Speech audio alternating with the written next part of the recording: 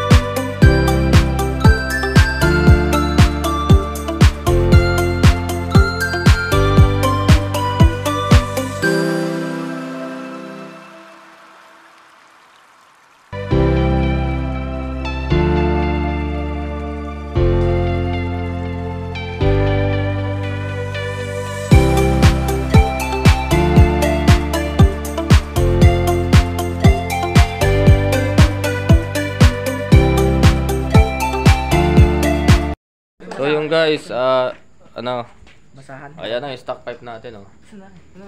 Are, isa pang pipe. Stainless yan. Ano yan? Hindi, gugupitin ko to. Bracket.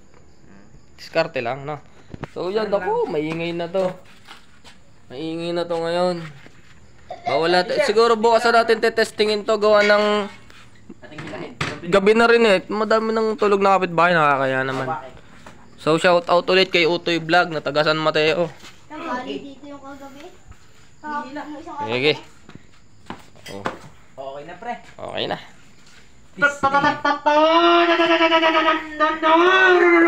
Hindi mo, Andre. Mas maingay yata yun ah. So yun. Kabitan na. Baliktad pa. Ako, hindi yata kasya. Naku po, parang sinukat.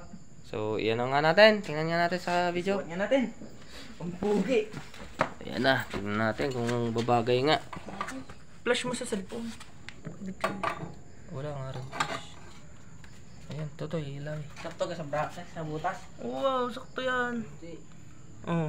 Sa labas niya ni siya. Dahil pagka sa lubi, tatama yun sa... Baka tumama sa ano. labas na. Sa... Okay na, pre. Kunti-kunti lang talaga.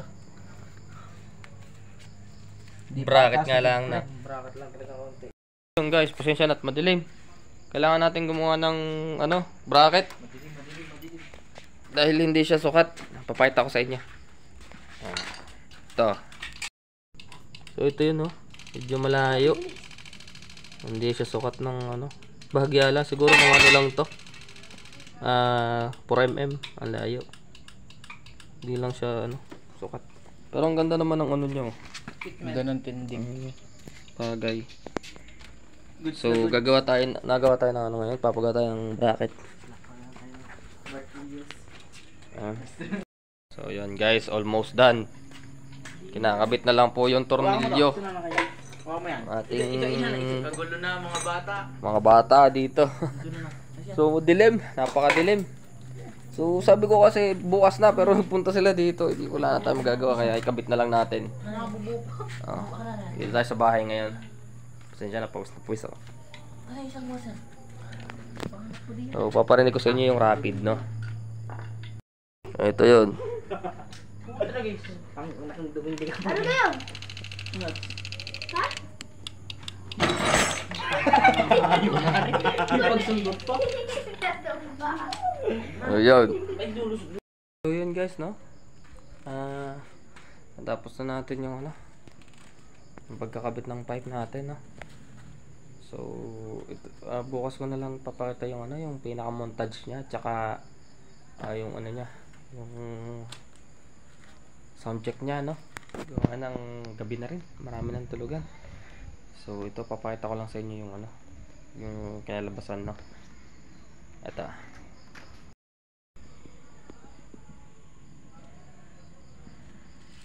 So, yan guys, no? Lalo siyang ano, pumayat tingnan. So, bukas na natin i-ano yung sound check niya. Kasi mag-aalas 10 na ng gabi. Baka mayari tayo ng kapitbahay. So, yan yung ginawan ko ng ano, bracket. Pansamantagal. Yan.